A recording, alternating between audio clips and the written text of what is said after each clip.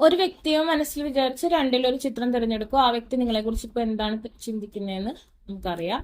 ആദ്യത്തെ ചിത്രം തിരഞ്ഞെടുത്ത വ്യക്തിയുടെ റീഡിങ്ങിലേക്ക് പോവാണ്. Look beyond illusion.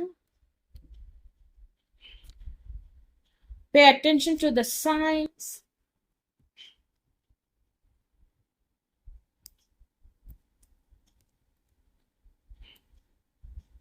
Answers arriving. The marriage. Solitude. Okay. First of all ആ പേഴ്സൺ നിങ്ങളെ വിവാഹം കഴിക്കുന്നതായിട്ട് ചിന്തിക്കുന്നുണ്ട്.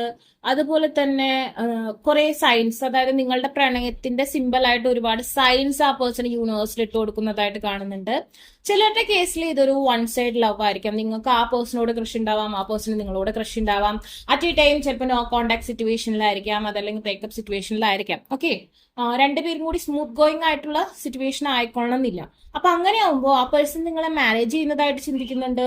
അതുപോലെ തന്നെ നിങ്ങളായിട്ടുള്ള നല്ല മൊമെന്റ്സ് ഉണ്ടാവാൻ പോകുന്നു എന്നൊക്കെ ആ പേഴ്സൺ ഒരു ഊഹം വരുന്നതായിട്ട് കാണുന്നുണ്ട്. ബട്ട് അറ്റ് എ ടൈം ആ പേഴ്സൺ ചിന്തിക്കുന്നു, ഇതൊക്കെ എന്റെ ഇല്യൂഷൻ ആണ്, ഇതൊക്കെ എന്റെ തോട്ട്സ് ആണ്, അതായിക്കൊള്ളുന്നില്ല വിധി.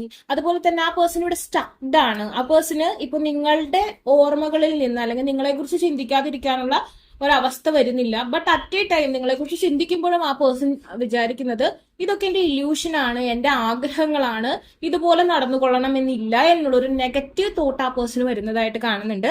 സോ ഡെഫിനറ്റ്ലി ആ പേഴ്സൺ നിങ്ങളുമായിട്ടുള്ള ഒരു ഫ്യൂച്ചർ ആണ് ആഗ്രഹിക്കുന്നത്. അറ്റ് എ ടൈം ആ പേഴ്സൺ ഒരു ചിന്തയുണ്ട്, ഇങ്ങനെയല്ല വിധി വേറെയാണ് എന്നുള്ളൊരു ചിന്ത. അപ്പൊ നിങ്ങൾ മാനിഫെസ്റ്റ് ചെയ്യുക. നെഗറ്റീവ് തോട്ട്സ് വരുമ്പോൾ അതിന്റെ ഇമ്പാക്ട് നിങ്ങളുടെ റിലേഷൻഷിപ്പിൽ ഉണ്ടാവാനുള്ള ചാൻസ് ഉണ്ട്. രണ്ടാമത്തെ ചിത്രം തിരഞ്ഞെടുത്ത വ്യക്തികളുടെ പേഴ്സൺ എന്താ ചിന്തിക്കുന്നത്? New love, self love. Okay, one side love, union, wow, soulmate.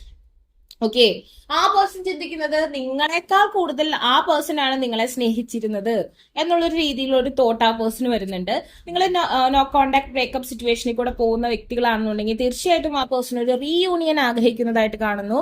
At A time ഇവിടെ എന്ന് പറഞ്ഞിട്ടുണ്ടെങ്കിൽ റീയൂണിയൻ എന്ന് പറയുമ്പോൾ പഴയ കാര്യങ്ങളെല്ലാം മറന്നു, ഇപ്പൊ ആ പേഴ്സന്റെ ഭാഗത്തു നിന്നുള്ള തെറ്റുകളായാലും നിങ്ങളുടെ ഭാഗത്തു നിന്നുള്ള തെറ്റുകളായാലും എല്ലാം മറന്ന് ഒരു പുതിയ ഒരു പ്രണയമാണ് ആ പേഴ്സൺ ആഗ്രഹിക്കുന്നത്. അല്ലാതെ എന്തെങ്കിലും മുറിവുകൾ ഉണ്ടെങ്കിൽ അതിനെ വീണ്ടും ഫോക്കസ് ചെയ്യണമെന്ന് ആ പേഴ്സൺ ആഗ്രഹിക്കുന്നില്ല. ഒരു യൂണിയൻ ആഗ്രഹിക്കുന്നു, റീകൺസിലിയേഷൻ ആഗ്രഹിക്കുന്നു.